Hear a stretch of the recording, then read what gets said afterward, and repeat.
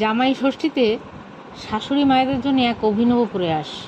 লিচুর বীজ ছাড়া দেখতে একেবারে অর্ধেক বীজযুক্ত লিচু দিয়ে তৈরি ক্ষীরের রসমালাই একেবারে অভিনবভাবে তৈরি, মন হরণ করা জামাই ষষ্ঠীর উপহার।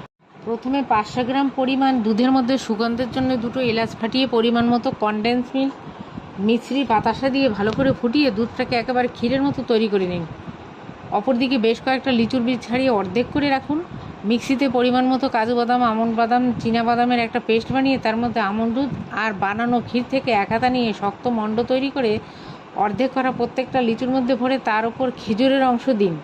কি দারুণ না? দেখলে মনে হবে বীজসহ অর্ধেক লিচু। এবার একটা পাত্রে সমস্ত লিচুগুলো রেখে ঘন করে তৈরি করা দুধের ক্ষীরটা ঢেলে দিন। 1 ঘন্টা ফ্রিজে রেখে ঠান্ডা ঠান্ডা পরিবেশন করুন লিচু দিয়ে তৈরি ক্ষীরের রসমালাই। জামাই ষষ্ঠী সবার ভালো কাটুক, সবাই সুস্থ থাকবেন, ভালো থাকবেন।